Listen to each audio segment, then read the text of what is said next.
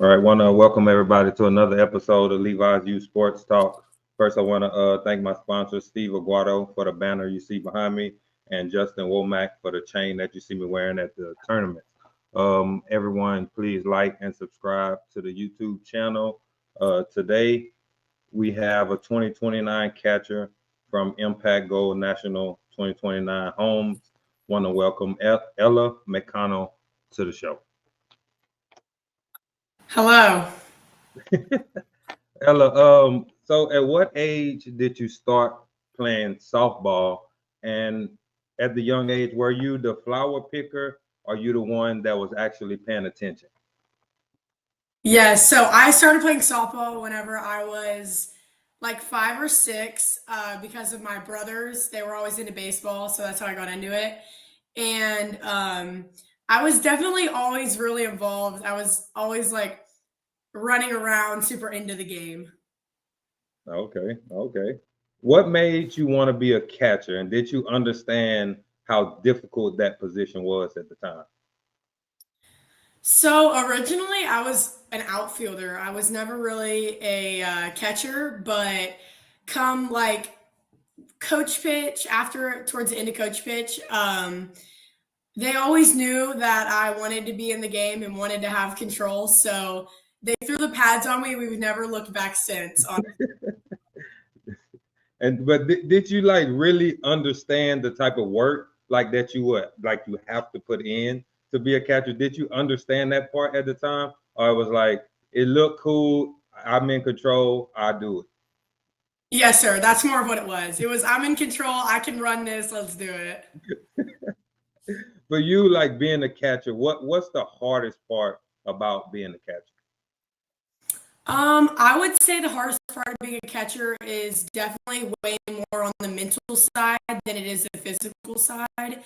I mean, yes, you're getting beat up, but at the same time, you're having to control the field. You have to think 2 plays ahead. So I would definitely say it's more of just the mental side and staying composed throughout the whole game, especially in hard Okay, situations. and what how do you make being a catcher easy? You just gotta relax.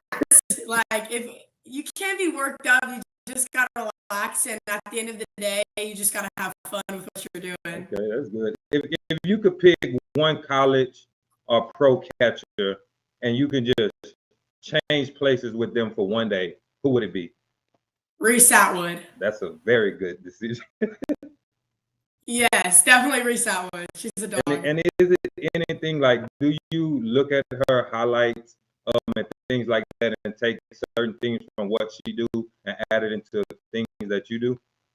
No, for sure. Of course. I follow her on all the social medias, and just watching her and having someone to look up to is definitely important. It helps a Okay. lot. What does it take to be an elite catcher? Explain like the type of work that you put in and day out.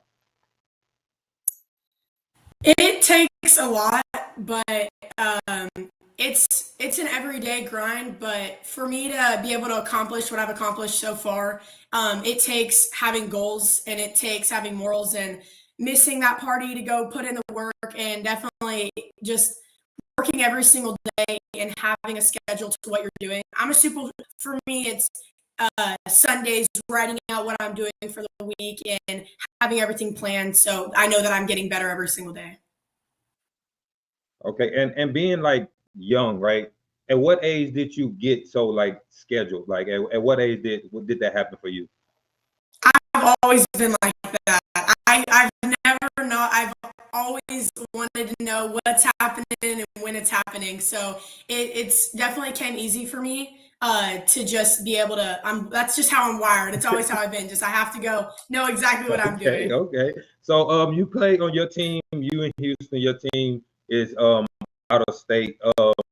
So how is it for you when you know tournament weekends or practice days if you go to practice, you know you don't but you don't see the team, you know, like maybe the ones that stay close by they see each other, you know, if they have during the week practice like that. So just explain how is it for you to stay engaged with your team and talk about your coach Chad, how he's helped you with your softball journey. For sure. So it's definitely not easy, all of us being all over. But one big thing that we do is we have a group chat, and we'll randomly get on some FaceTime calls and just catch up, a sisterhood, and creating just a super safe space for everyone to feel super comfortable and be able to go and talk to everyone. So we get on FaceTime calls, everyone's friends with everyone, and we're always talking, we're always like, it's a family at the end of the day. And so I think uh, to still build that chemistry and be able to go out there on game day and practice and feel that connection, it takes a lot. And Coach Chad does a great job at creating that. Okay, that's cool, because I know, it could be difficult. I mean, I know you're, a little bit older now. You kind of understand, but you've been doing it for a year or two, right? So, when you was younger, was it the same way as it is now? Because I know, you're younger, you might not, talk as much, maybe not social. So was it the same way when you was younger, when you first joined the team, as to now? I would say it was definitely different because obviously we're less mature and we're going where our parents take us. We don't really know what's going on. But now that we're older, it's sisterhood, like I said, and that's what Coach Chad and Coach B do such a great job of keeping us all together and keeping that sisterhood together. Okay.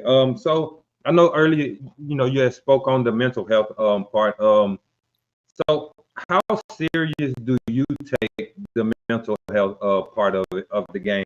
Because like for us and probably your dad, when we was growing up, we try to bring up the mental health part, and they would look at us like we was like what are you talking about, right? But like it's a real thing, right? So you have to really, as parents, we have to really pay attention to those things, as in our kids. So how do you take the mental part of the game?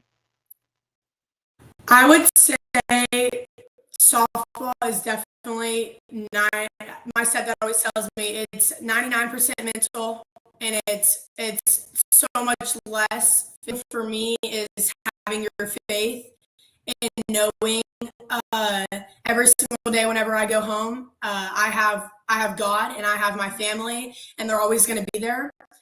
But it's also really important to know at the end of the day, we love and play this game, but to know that we play this game because we love to and because we choose to every single day, and not because we have to. So, I mean, is definitely what keeps me really good as far as my mental health for having the game. And of course, you're going to get down. It is a game of failure. Like I said, you're going to fail over and over again. But I think the mental side is just being able to stay positive and being able to have faith in God and have faith in everyone around you that you're going to make it. Okay.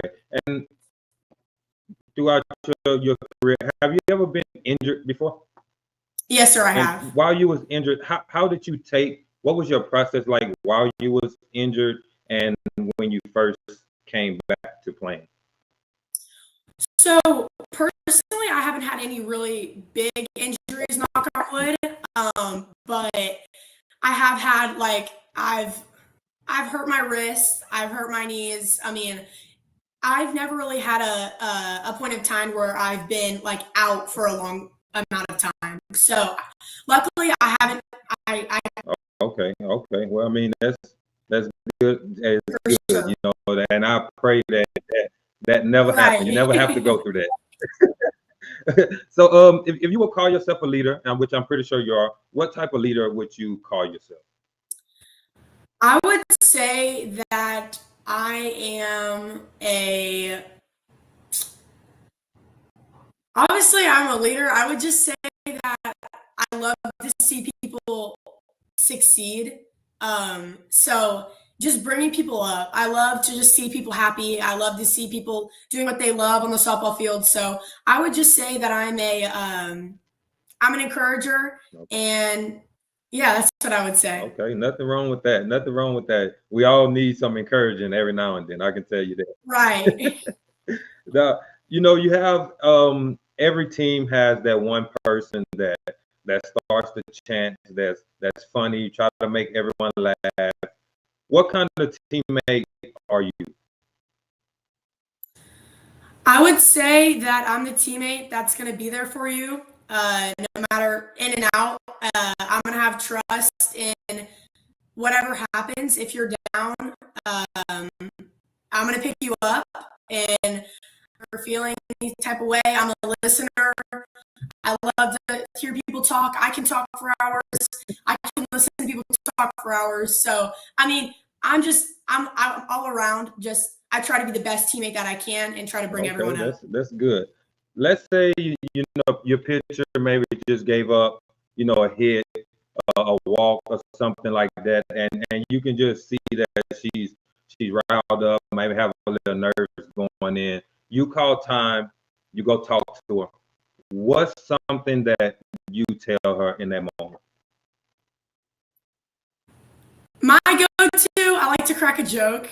I think calm down, you got this, relax, and although that is important, but I think the chemistry that we have on our team, it's best if you just crack a joke and keep it light.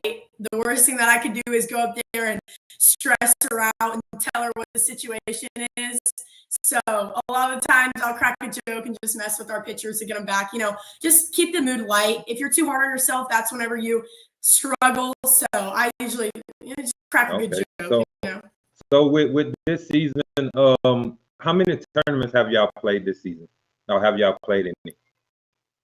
We have played one tournament in Broussard, Louisiana. Oh, okay. How was that tournament? And you know, how was that tournament? Speak on that tournament, and then speak on like if you set goals for yourself, then what kind of goals, even if it's short term or long term. So I was at the LSU camp for that tournament, but they did do super good. But to speak on the goals that I do, definitely like go play Division I softball. I mean, who doesn't want to go play Division I softball? Right. So that's definitely a long-term goal. But I think a short-term goal that I have is every single day I wake up and I tell myself that I want to be the best version of myself. So although that is a long-term goal, I think for me that's a short-term goal too, to just strive to be the best version of myself every single day. Okay, and so you go into a catching lesson. Explain what is a normal catching lesson like from like once you get there, you know, to the end. Explain what it's like for you when you go to catching lesson. Okay, so I catch with Coach Carlos, and a lot of plyo work. We do a lot of framing work. We do stuff that is very high functional, that is gonna show off in the game. Lately, we've been doing a lot of framing and keeping my forearm sharp. So before we go into a lesson, we always have something that we're going to work on that's going to better me. So like this past lesson, like I said, we were doing a lot of forearm work, and then we'll go outside and we'll do throw downs, continuing to try to get my pop time lower and lower and lower as I'm getting older. So Coach Carlos is the best. He was a catcher too, so he always knows what he's doing with me. Okay. And can you share like your funniest moment that you've had since being with this team? Every single moment with this team is a funny moment. We are trolls. Like I tell you, we just have so much fun, and that's what I love. Like it is a family. We're sisters, and we just troll. I tell you. But I mean, I would say the funniest moment is probably just we love the ding dong ditch. So if we're at hotels, if you're staying in our hotel, you're getting ding dong ditched. So I mean, I would say definitely around. So every single moment is so much fun with these girls, and I love them. Like, you know, doing those things, right? Some people think like, oh, why are they doing? But like, that's fun, right? It's fun for y'all because you know who you're knocking. Probably most likely know what door. Oh, for people sure. think, because you know people just think, oh, they just knocking on doors, right? Like, no, we're not doing that. Right. So, like, no. We'll go knock Coach Chad's door, Coach B's. We mess with all the parents. It's nothing serious. Right. No, I get it, but you know, I just have to clear it up before people just think like, oh, they're just knocking on people's doors at hotels. No, for sure. Right.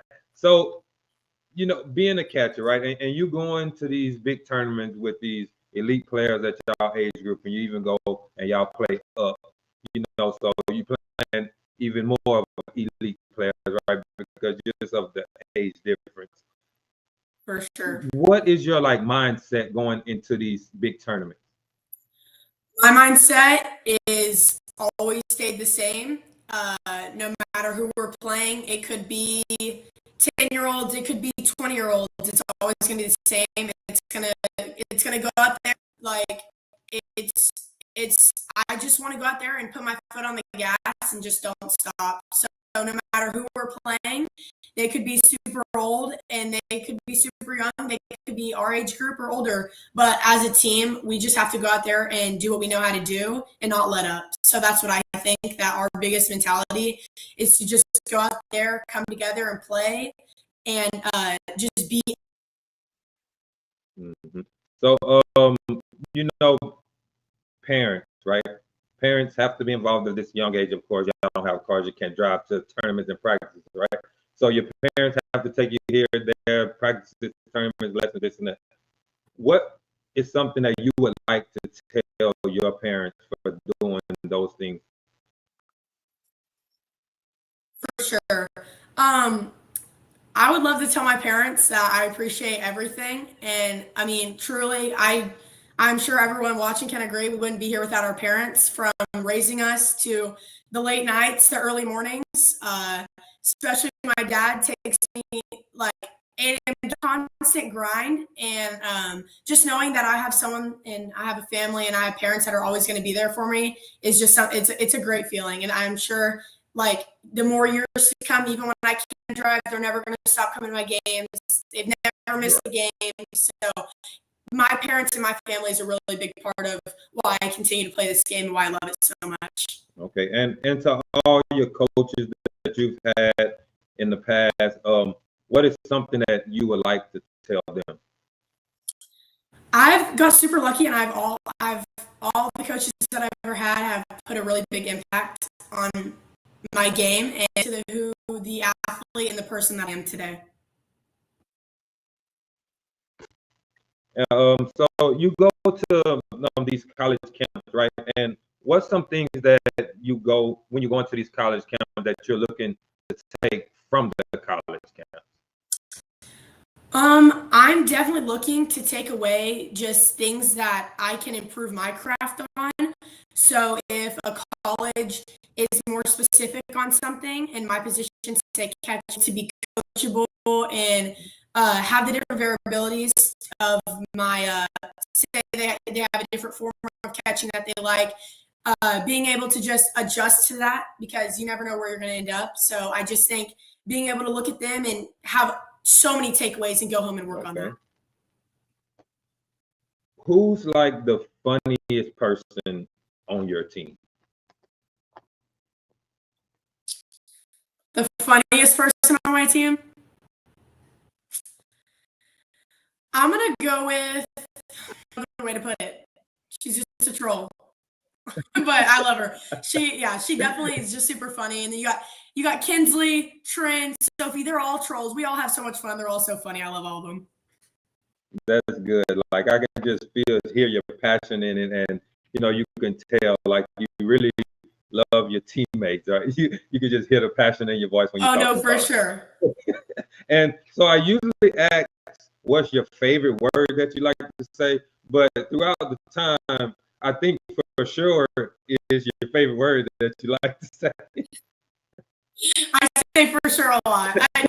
Other slang words that y'all have these days. What other word is it that you like to say? I don't. I'm just kind of Ella. I just kind of say me. I don't know. Half the time. I mean, I know Olivia Ramon hit a little like Shaka. I mean, I don't really have anything. I'm just Ella.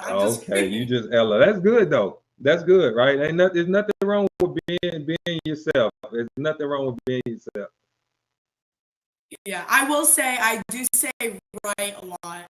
A lot of the Louisiana girls, they like after you say something, they're like right, and now I say it a lot. So if you say something that like I agree with, I'm like right. Okay, nothing wrong with that. I'm from Louisiana, so I Right. understand the whole There, right there I thing. go. Yeah.